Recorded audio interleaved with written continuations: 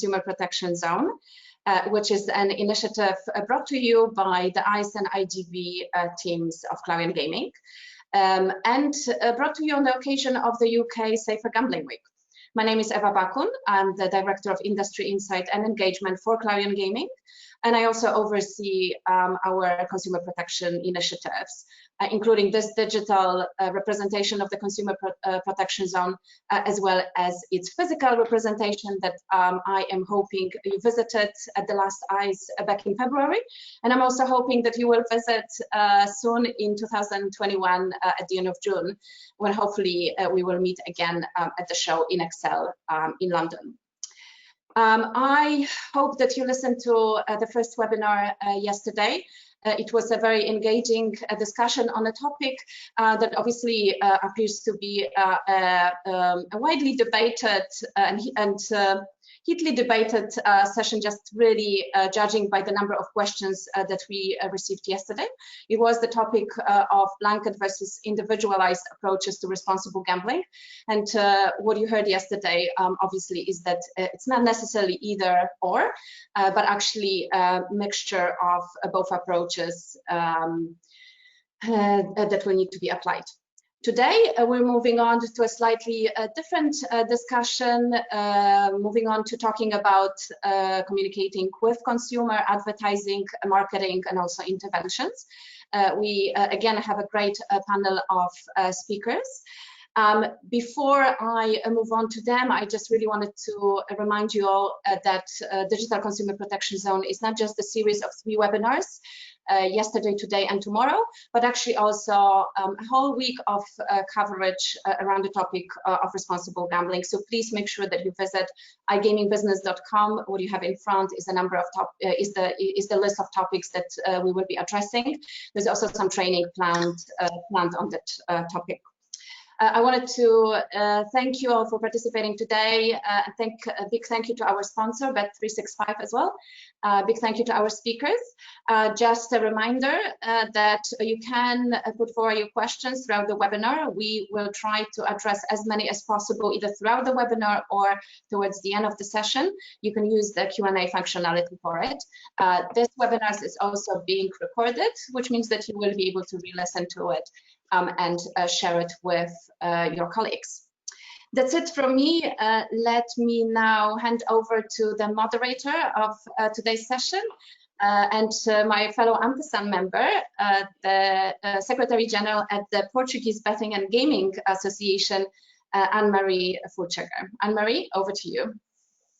Thank you very much, Eva, for having me, for letting me moderate this panel.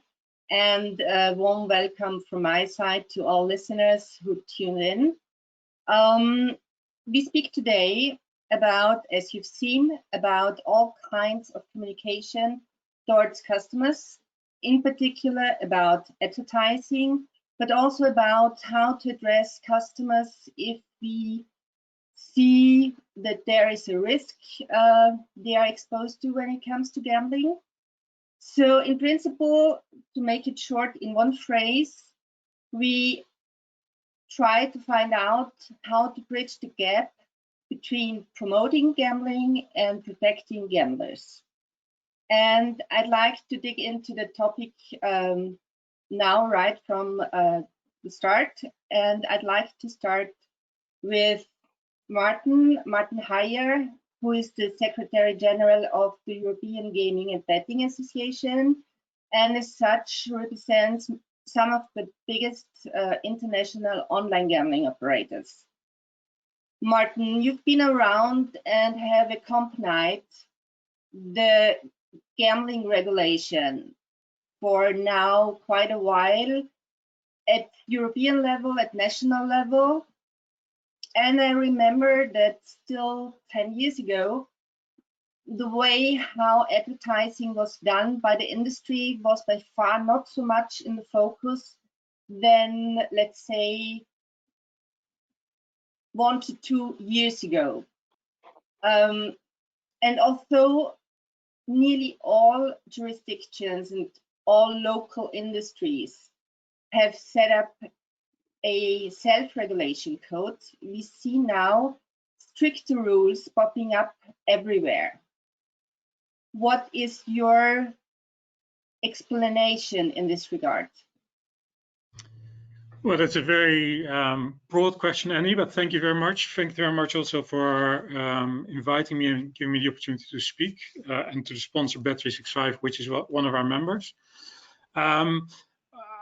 Advertising, I think it's the catalyst for the reason why we have this discussion today and why restrictions are being imposed increasingly all across jurisdictions in Europe. Advertising has made online gambling much more visible than it was before. I mean, obviously, I'm speaking not so much from the UK experience, but more from all the other jurisdictions as well. And I think most jurisdictions in Europe, online gambling has only been regulated for 10 years or less. And with regulation came also advertising. And advertising reaches so many more people, especially TV broadcasting, so many more people than actually gamble. And we have to admit that gambling doesn't have a great connotation for most people. And they might be rather concerned or maybe sometimes even irritated by TV broadcast, but also maybe other advertising. I think this really brought much more attention to the sector. And I think that's one of the major catalysts for this almost second round of regulation that we see now in the UK, more restrictive, but also in lots of other jurisdictions as well. So I think advertising really is the key reason why we have the second wave of restrictions or stricter regulation.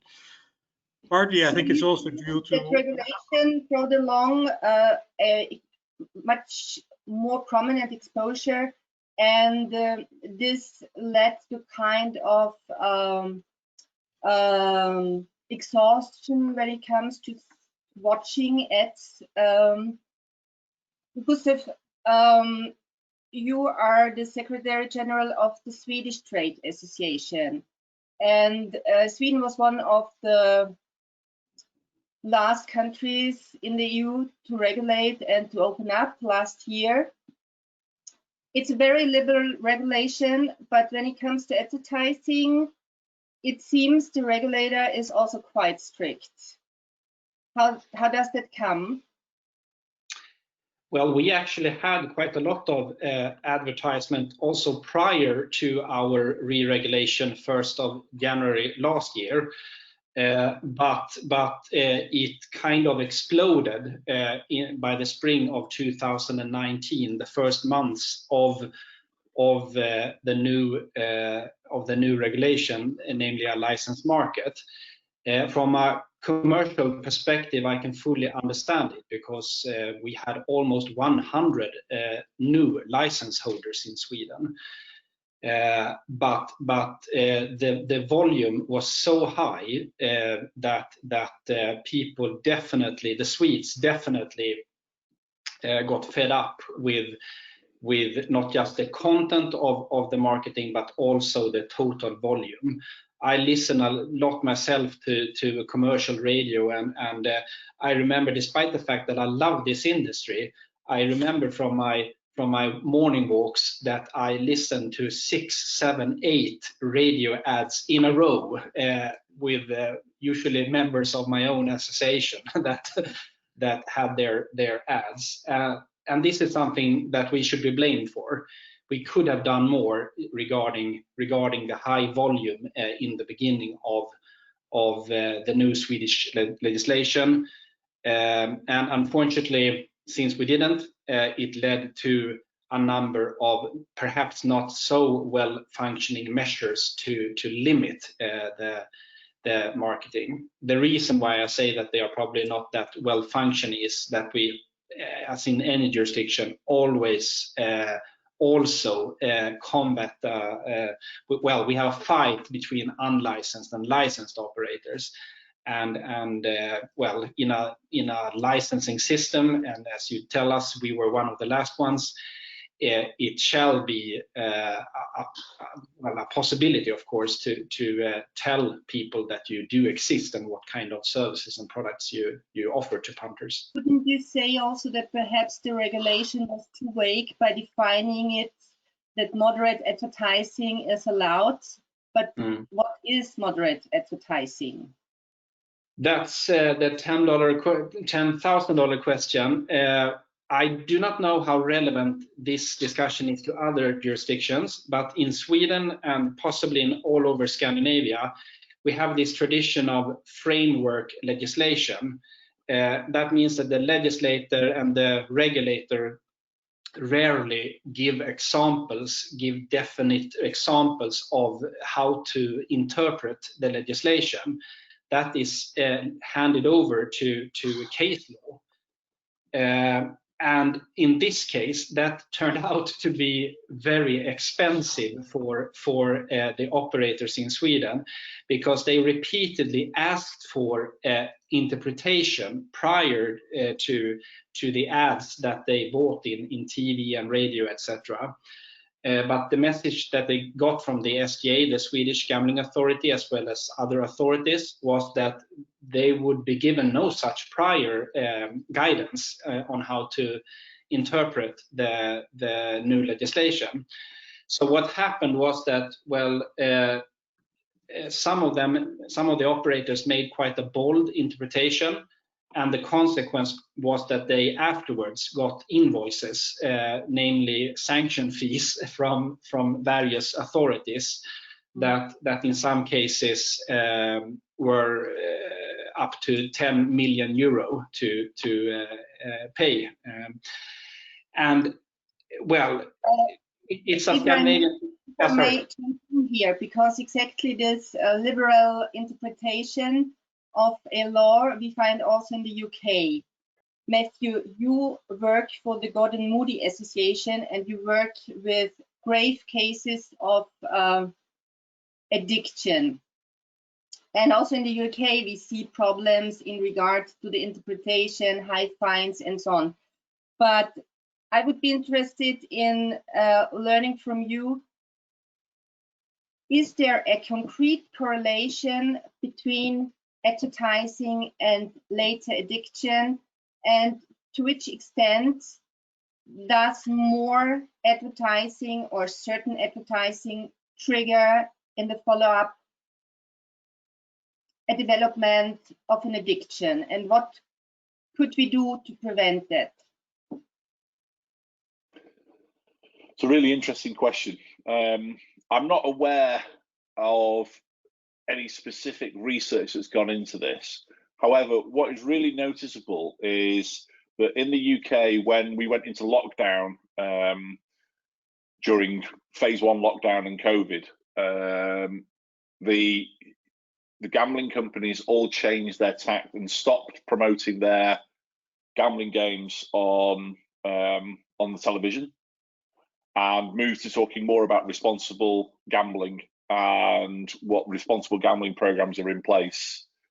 And what we've seen off the back of that is that the awareness that treatment is available has gone up. So we are seeing more people reach out to us because of the change in stance of the gambling messaging during lockdown. So I think that amendment has helped people that are in crisis or are feeling that their gambling is becoming a problem to start reaching out for more support. Mm-hmm. And that may well be just to have a one-to-one conversation with somebody, right the way through to realizing that they are fully in crisis and therefore need to have some form of physical treatment to break their addiction cycle.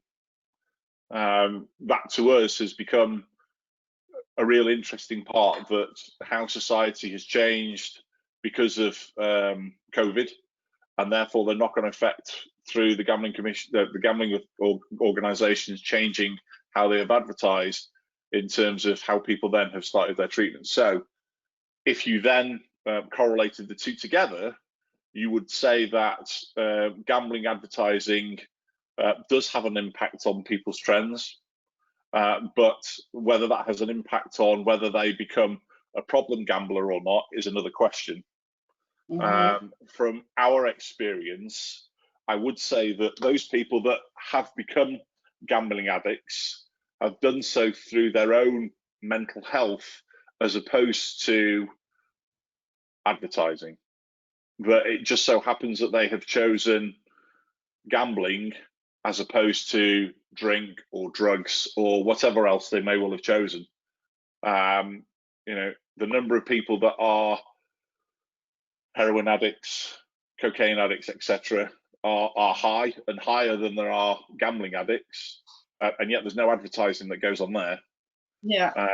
It is a trend, therefore, that people need to seek their release from whatever it is that they are dealing with within their own mental health through their chosen addiction.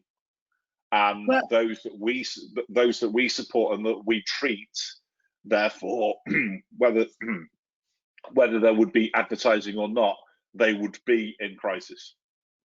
But you don't say necessarily that those who already face a problem are more incentivized to increase gambling, or at least you say there is no research or not sufficient research available to see here an immediate correlation, right? Correct, yeah. Let me get back very quickly just to this pandemic issue, because the pandemic issue also caused regulators to even more restrict gambling.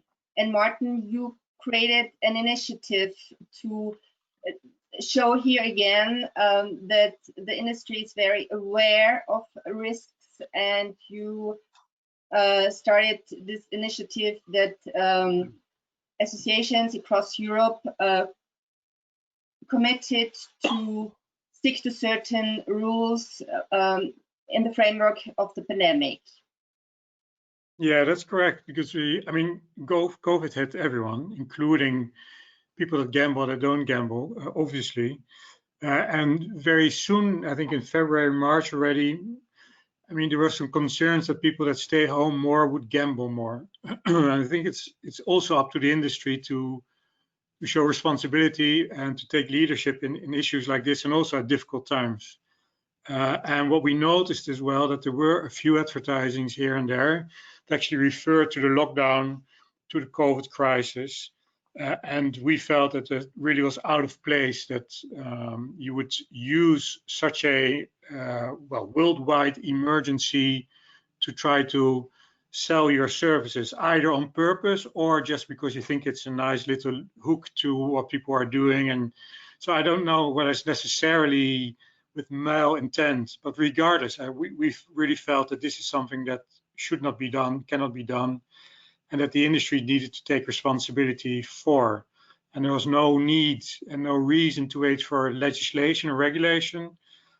We felt and we feel, and happily you supported it, and also Gustav from the Swedish Association, that this is something that the industry needs to take responsibility for. So we made a joint declaration where we said that companies should not refer in any way or shape to the corona crisis, to lockdown, to being alone, or that gambling would be a solution to boredom, which I think is something that the industry needs to do much more. We need to take more responsibility of our own behavior. And if we do that, and regulators and legislators become much more aware that we also take responsibility for what we do, I think that partly will address the concerns that we have about some of these blanket restrictions that are put in place. I think it's a give and take, and the industry needs to step up here as well. So it is something that I think we should do much more, not just in times of emergency, but also as a general rule. The industry needs to take action, needs to be responsible, and needs to show that we are part of society, and as such that we play our role in society as well. Gustav, you were also part of this initiative. Nonetheless, the Swedish regulator felt the need to still, in addition to what the industry already did and stuck to, not to mention, for instance, staying at home, COVID, and so on. The Swedish regulator thought, we have to step in addition, and establish rules. Did they work? it's probably a bit early to know whether they worked or not, but my qualified guess is no. I just wanted to say a few words about what you talked about previously with Martin Heyer, and this is obviously a EU theme, and it's extremely important that national associations, gambling associations, work with a high standard, and this is EGBA at its best, because the national associations, perhaps not in the UK, but definitely in smaller jurisdictions like Sweden, Norway, Austria, the Netherlands, is usually just one woman or guy working in that association. And we are in need of guidance from larger associations like EGBA. When it comes to the case in my own country, well, the government didn't have much temptation. They thought that it was a good idea to implement measures even prior to that we had received any kind of facts or knowledge regarding the development. But one could, of course, believe that online gambling would increase due to that we work from home, that a lot of people lost their works, etc., and that such toxic cocktail would cause further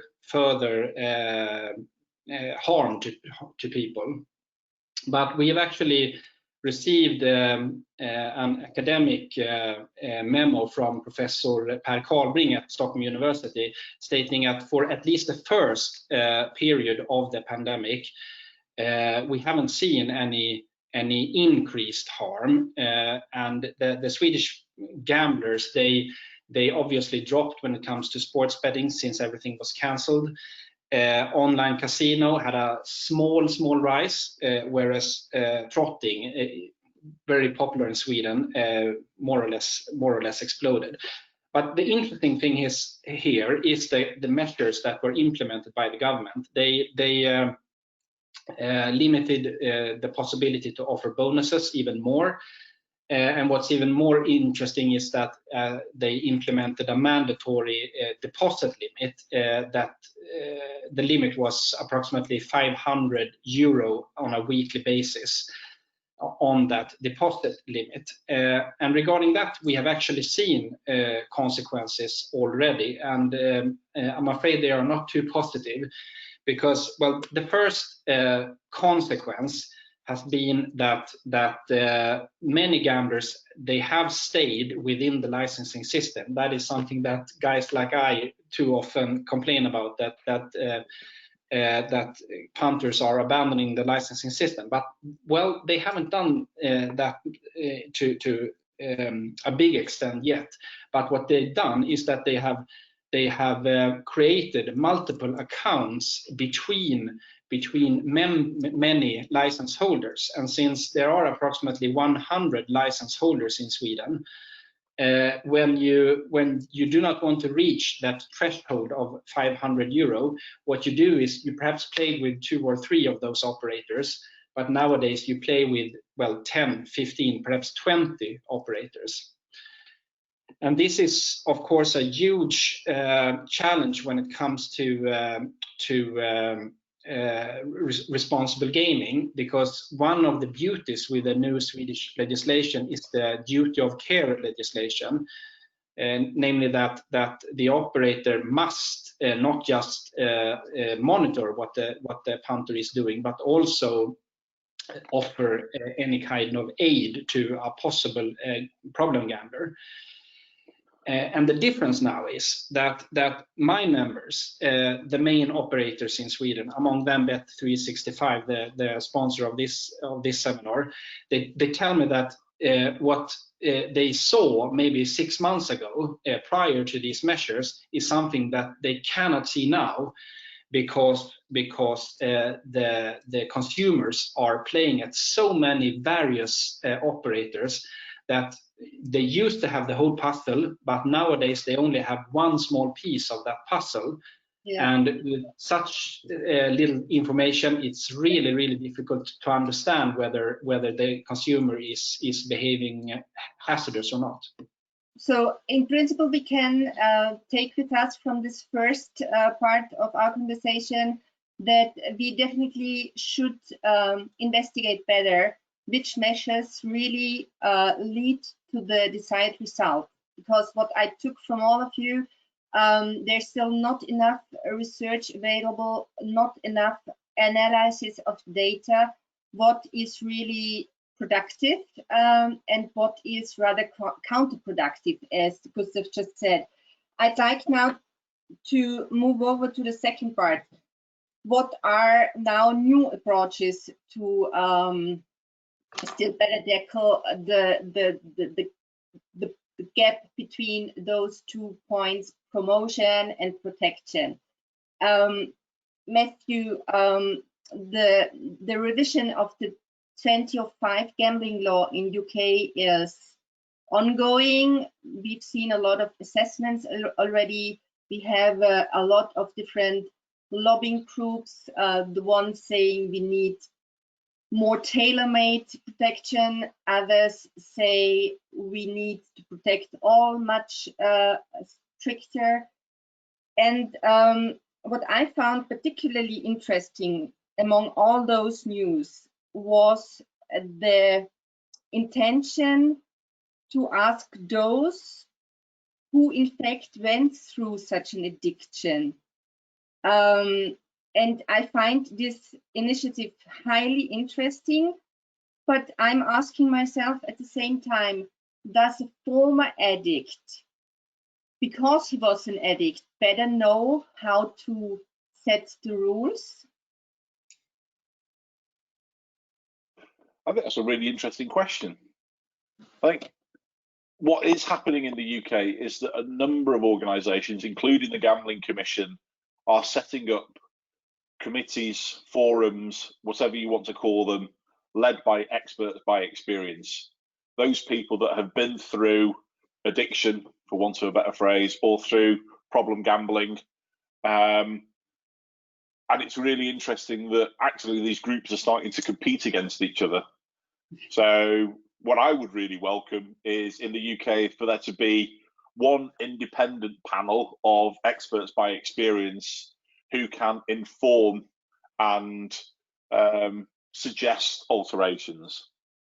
I think in future design, whether that be at a policy level, whether that be at an operator level, or whether that be at a treatment level, I think those that have got lived experience, those that have been through it, do have a voice in applying what they've been through, how they got to the position that they got to, what were the drivers, why did they choose gambling versus something else, and therefore what could we do to develop the necessary education package, treatment package, advertising package, whatever it may well be, to help overcome that.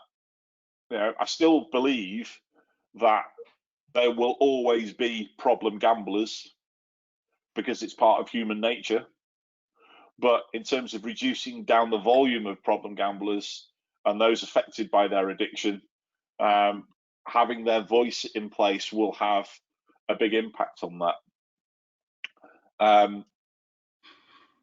We at Gordon Moody obviously have quite a few experts by experience because of us being a treatment provider. And our alumni have got some real strong voices. I must say, though, that some of them are willing to work with the industry to improve things for the future. But on the flip side, some of them do have still quite a negative view on the industry, particularly about how they got to that position. So some are willing to support, but some are also willing to blame. And I think that's where we have to be treading very carefully about where does the positive press versus the negative press come into play. I think all those voices are highly relevant, and therefore we need to ensure that we have a good balance of both and all sets of voices. So that expert by opinion, by experience group, those with their own experience of it, have to have that strong balance of views across. Yeah, I think it's a highly interesting approach, and I also believe it would give added value to the discussion. Also, I believe to find total neutrality in this discussion will be highly difficult.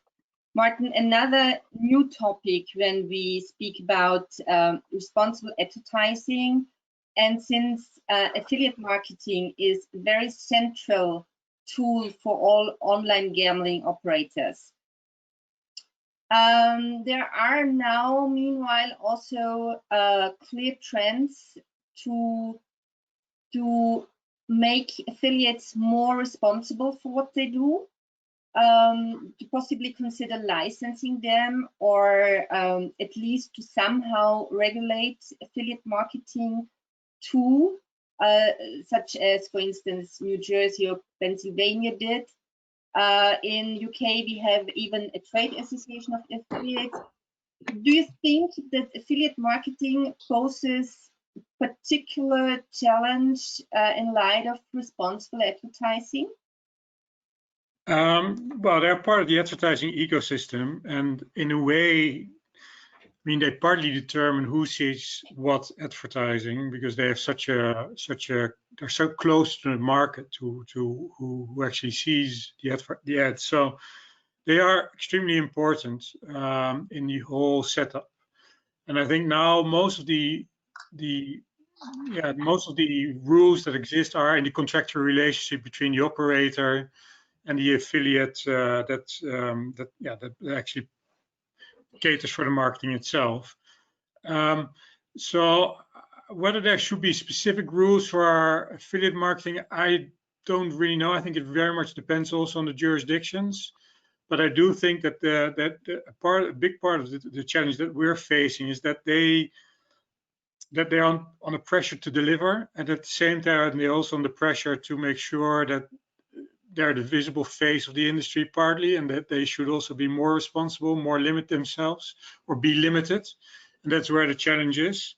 Maybe just to come back also on what Matthew said and what you said earlier as well, I think we have a code of conduct and that's being rolled out, and we see actually that content moderation is really the important part in advertising. So volume is important, but we see more of a future in what ads should look like and what they should not look like.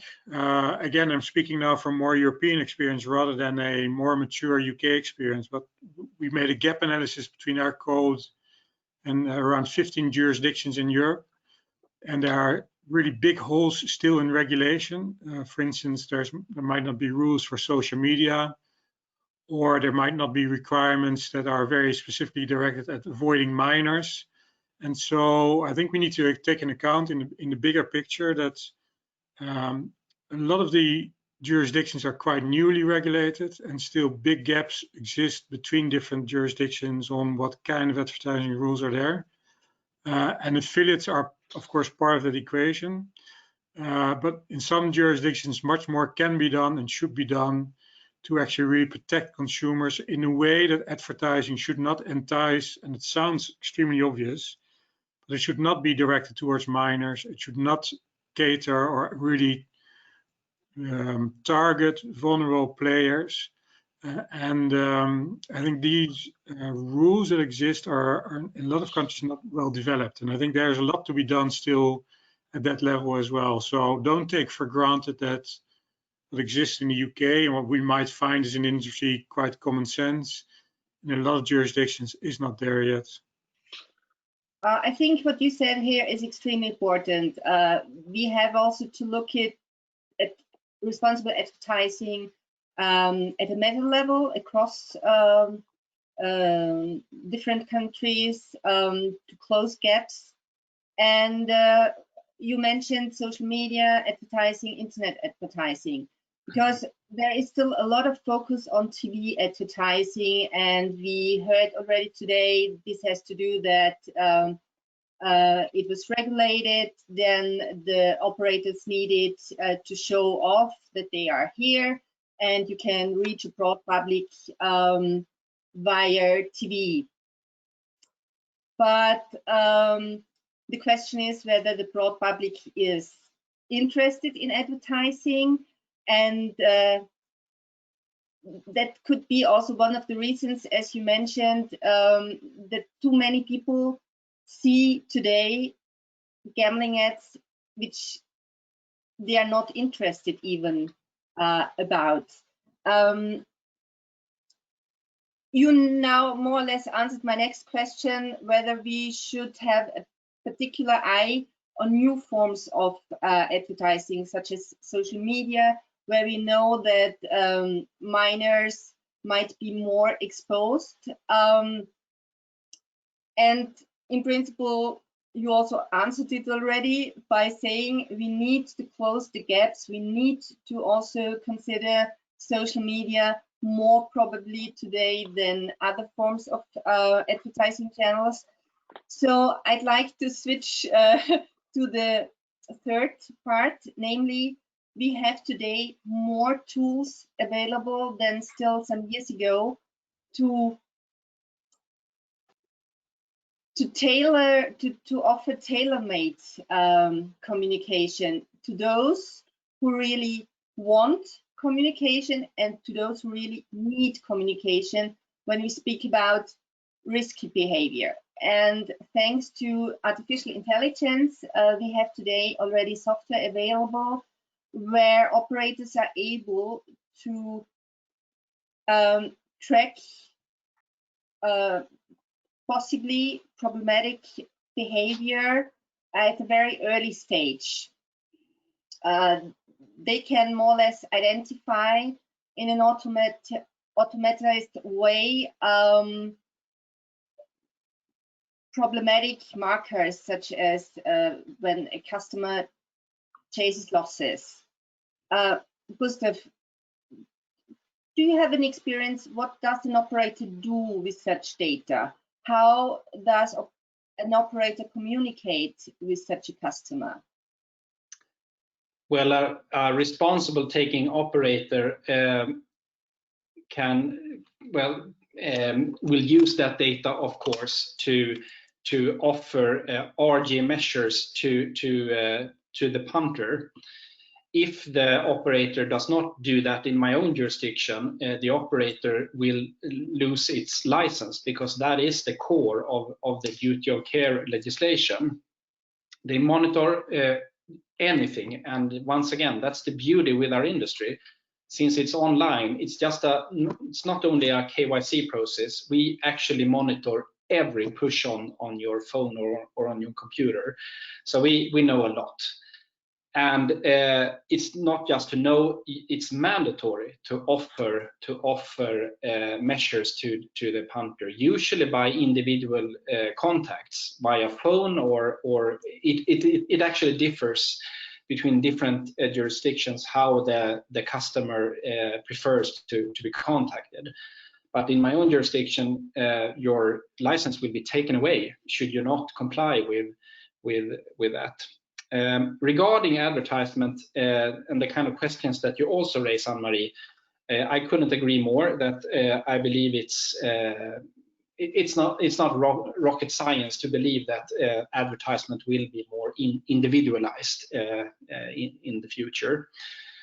And I prefer to have a positive opinion about that as well, because if you use it correctly, you can take away minors and problem gamblers, especially minors, because that's so easy to check.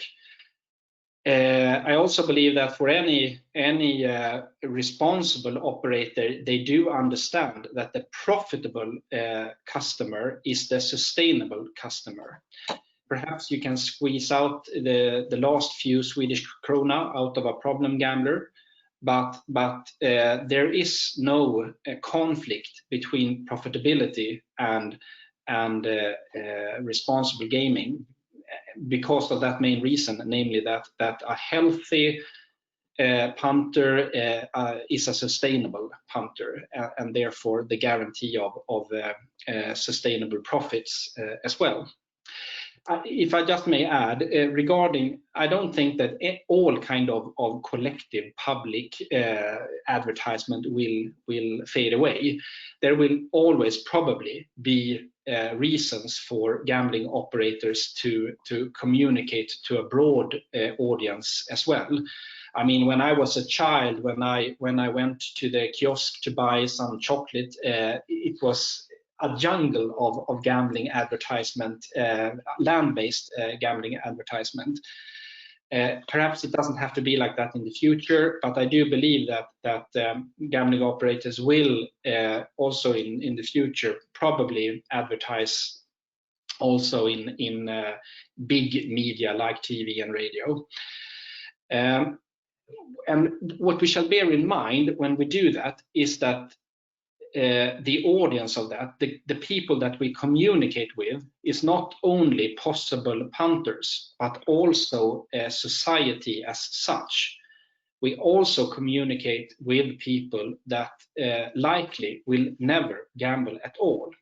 There's a lot of focus, of course, and that's I have no criticism about that there is a lot of focus on possible problem gamblers when we advertise in such public media like TV. We always have to consider that, but we shall also bear in mind that the perception of this industry is very much determined by people like my mom and dad that never gamble at all, but they do watch the advertisement that we see. And one that would be exactly my last question. We have today the tools to individualize more advertising and to perhaps target in a more specified way customers. Wouldn't that also help mitigate the risk that those who do not even need this form of information do not get it? Perhaps Matthew and Martin, you want to say something on this? Martin, would you start? Yeah, I think that's correct. I think also what Gustav said, I think it makes sense that we get more personalized advertising for commercial reasons, but probably also it's good for public policy reasons and public health, and keeping also the industry more sustainable. So it gives operators an advantage in terms of you can spend your euro much more wisely on those people that you want to reach out to, whilst now you reach a lot of people that don't gamble. And secondly, you can also then tailor-make more your advertising to the needs of the individual, but also the potential risk that this person is at. So when you know more about your customer, you can have a much better communication with that individual or a group of customers, whilst you can also make sure that they don't overspend, for instance, or play too much time, or warn against them playing too much hours, and it might not be good for them. So I think the whole idea that you get more individualized information is really a step forwards, both in terms of commercial purposes, but also for consumer protection reasons. That's where the future lies. I think yesterday's discussion about whether you should go for more general, generic rules or the specific rules was interesting as well. But the difficulty, I think, for politicians with individual rules is that it's very difficult for them to understand and difficult to have a political grasp on. So I think that's where the tension might lie in the future, that you would still have a need for politicians and politics to feel that they're in control, whilst you, for consumer protection reasons as well, have a much more need of more individualized approaches based on your profile. I think that tension will become much more prevalent in the coming period, whilst AI and predictive models are being rolled out. But that's, I think, what we will be facing for the foreseeable future. Matthew, would that be an ideal advertising approach, that people can also self-exclude to advertising, not only to gambling but also to advertising? Yeah, I think people that gamble fall into a number of different pots. There are those people that gamble safely in a controlled environment and are very happy and do so to enjoy the fun of gambling. They're in a very safe environment and they're in full control of everything that's going on. I think for them, as Gustav said, that's where the mass market is and where the gambling companies do very well out of. I think those people then who are becoming problem gamblers, the AI and the self-exclusions around advertising and/or access to the betting sites and the gaming sites can be very fruitful. It can really help prevent them becoming really highly addicted gambling addicts, those most in crisis. Then there are those who are most in crisis, those that are the real hard-nosed addicts, those that have chosen gambling as opposed to, as I said before, heroin, for example. Those people there will do whatever it takes to get their fix, whether there's advertising or not. There's nothing that we can do to prevent them getting their fix. They may well have been land-based poker players who have stopped because of lockdown, where the casinos, etc., have all closed down, and now have moved online, but moved online into trading shares. So, those guys are doing it for a specific reason and to get their fix, in inverted commas, that they need from their addiction. So I think, yes, when you're talking about mass market, restrictions are a real positive thing and can make a big difference to people's addiction, particularly as they are on that kind of problem gambler line. But as I said, those that are most in crisis, the people that Gordon Moody really see, all of those things would have made a difference, but ultimately they would have still got to the position that they've got to because of their addiction. And, Well, I mean, I think are very promising final words for our main discussion. Thank you very much. It was highly interesting. We learned that there's a lot moving on, that the industry goes definitely into the right direction, that technologies will help to still further improve tools and measures. And we still have a Q&A session for those who might have questions. So I pass over to Eva again. Hi, yes, indeed, we got quite a lot of questions. I'm not sure whether we'll be able to go through all of them, but let's try. So there's one actually from a fellow Ampersand member, Anne-Marie, who says, it is clear now that industry self-regulation didn't work. Therefore, don't you think that it's better to try to achieve a consensual approach with each regulator in each jurisdiction? And I think perhaps this is a question for Martin first. Yeah, I mean, I'm not sure what the difference is between self-regulation and co-regulation, because I think that's the alternative that the question implies. In any event, we as an industry need to work closely together with the regulator. I mean, it's such a well supervised, quite densely regulated and enforced sector that we need to work closely with the regulator. So even if you have self-regulation, I think in a traditional sense that you do it in complete isolation of the regulator, yeah, I don't think that has a future. But if you want to have self-regulation, and we're looking at that, and we have actually good communication with a lot of regulators, including actually the advertising regulators, because they are equally important as the gambling regulators are in this area. They are actually quite interested in suggestions from the industry and to learn specifically also about the new developments in social media. So it should be an interaction. I don't believe that self-regulation has no future, but I would define self-regulation in any event that you work closely together, communicate with the regulator. Thank you. Matthew, and your experience when it comes to cooperation with the regulator in the UK? And I know obviously you have a global reach as well, and I'm curious whether there is an interaction with other regulators as well. Our interaction with the regulator is really strong. We provide them with quarterly data on what we are seeing in terms of market trend, in terms of people's addiction, and that really goes to informing their conversations that they're having at a policy level, but also with the operators.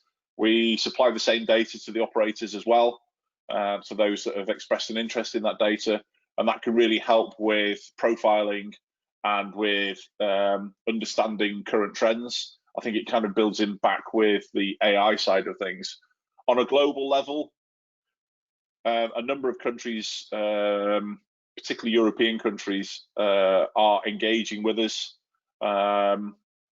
whether that be a low level or even a high level. So yeah, we're seeing quite a bit more engagement on the treatment side from the operators. Sorry, from the commissioner side of things.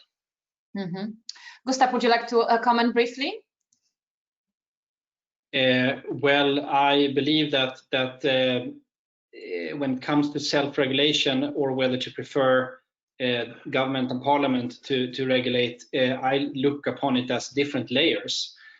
We will always be in need of legislation, but any kind of responsible industry adds layers to that. And in the Swedish case, we have EU legislation and national legislation, and when it comes to self-regulation, we have the regulation from EGBA, but also our own association's regulation. I think it's crucial that any kind of successful and responsible taking industry try to exceed whatever is legislated, because that will seldomly be enough. Thank you. Okay, let's move on to the next question. And we talked kind of about technology solutions, and this relates to that. What are your thoughts on regulators adopting more innovative solutions to start protecting players in the realms of national self-exclusion during the period of pandemic, such as blocking software to kill off the black market influence at the device level? And maybe, Gustav, maybe I can go to you and then to you, Martin. Well, some of them work, some work less well. There is this discussion here in Sweden whether to implement payment blocking, IP blocking, etc. Software blocking apparently seems to be quite successful. But nevertheless, I believe that the general conclusion is that it doesn't matter how many repressive measures you use, if you, as a regulator and a legislator, is not willing to begin with to create an attractive licensing system, a licensing system that the consumers find attractive. If they don't find the local licensing system attractive, then they will abandon anyway. Either being healthy players or players that should not gamble at all. And this is, of course, especially risky when it comes to problem gamblers. We now receive witnesses in Sweden that the majority of the problem gamblers, they have self-excluded in our national self-exclusion system, but they continue to gamble outside the licensing system. Mm. Yeah, I can only echo what Gustav said. I mean, there are ways that technology can make it more difficult for individual punters to play outside of the regulated environment. But the system itself needs to be healthy and cater for the general demand of the consumer. And then on the edges, I think technology can help. But you can't make a healthy system by having technology trying to block access to unregulated websites. That just doesn't work. So where there is, as long as the government ensures or the market ensures that there is a sufficient link between demand and supply in a healthy and safe manner, yes, technology can help. But otherwise, otherwise it will not be sufficient. I think there are examples. Gustav mentioned one. I think in the UK there are now people that have excluded via Gambin, I think it is, I'm not sure, and are now looking for opportunities, Google websites that allow you to play online despite yourself being excluded. So there is always ways of finding the not regulated offer, and I think that won't be making the system function. I think is something that the regulation itself needs to do, and technological blockings will not really make it function, I think. Or not, I think actually there's no evidence in it. I think that's the proper way of formulating it. Thank you.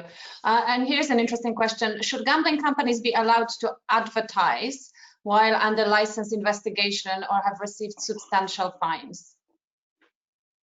Who would like to jump in? I mean, it really depends on what the on why they are under investigation and what kind of licensing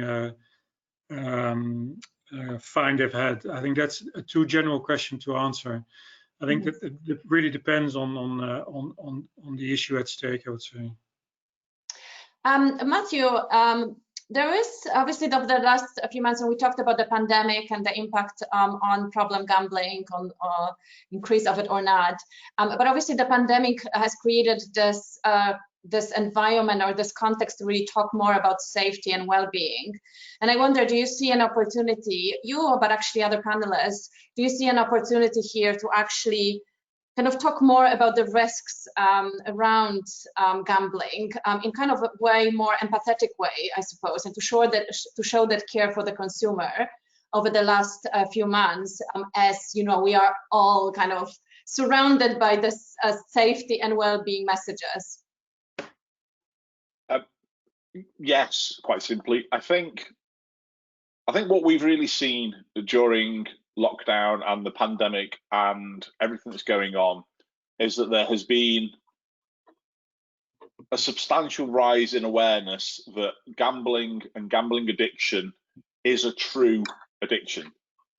I think people hadn't really realized that gambling addiction really existed and that it was always seen as the hidden addiction. You know, it didn't really have the profile of any other addictions out there. And I think where gambling addiction is now as to where it was 6 months ago, 9 months ago now, it's really come on a long way in terms of people realizing that it does exist. I think the other thing that's happened is that more people are able to reach out for support. I think we are really seeing, we at Gordon Moody are really seeing more people reaching out to us asking for help. So when lockdown first kicked in, we definitely saw a reduction in people reaching out to us, whether that be in the UK or across the globe through our gambling therapy site. But what we are definitely seeing now is that the number of people reaching out to us wanting to come in for residential treatments in the UK or wanting to speak about their problem gambling issues across the globe has increased. And the other thing that definitely is happening is that the intensity of those interactions, those calls, those messaging sessions has grown exponentially. So those people that are reaching out are higher up on the suicidality scale. So more people are ready to commit suicide because of their addiction. And that is something that we are definitely seeing a lot more of, not just in the UK, but across the globe. What really worries me going forward is what the impact of this will be post-Christmas. You know, in the UK, there is talk of lockdown during Christmas. Are we going to get to see our families? And I think that's going to have a really big impact on people's mental health and well-being. And if they are a gambling addict, then I think it will bring them closer and closer to being in crisis. Whether they increase, decrease, or remain the same on their gambling volumes, I think what we will see is the fact that society is feeling this issue of well-being, that we will see a lot more people in crisis. And I think there is a tidal wave of people heading our way post-lockdown, post-Christmas, that are in need of treatment. And what really worries me the most is that the demand for treatment is going to outstrip the supply of treatment. would other panelists care to comment? It's a really interesting kind of, how you could, how that could inform your planning from advocacy perspective, I suppose. Anyone? No? Okay. So we are on, it's 4 o'clock here in the UK. I'll come on camera just to say goodbye to everyone, and thank you all for your participation. Thank you for the questions that you have put forward. I'm sorry if we were not able to address all of them. We hope you enjoyed the webinar. Thank you to the panelists. Thank you, Anne-Marie, for very skillful moderation. And I hope I'll see you all tomorrow for our third and last webinar. Over the last 2 days, you have listened to a variety of perspectives kind of from across Europe. We will zoom in on UK tomorrow and talk about this imminent review of the Gambling Act and what to expect. Again, this webinar has been recorded and will be available quite soon for you to re-listen to and share with your colleagues. And again, please go check igamingbusiness.com for all of the additional information, coverage, articles, and features on the issue of responsible gambling. Thank you again. Thank you to my panelists, and have a lovely evening. Thank you. Thank you all. Thank you. Thank you. Thank you all.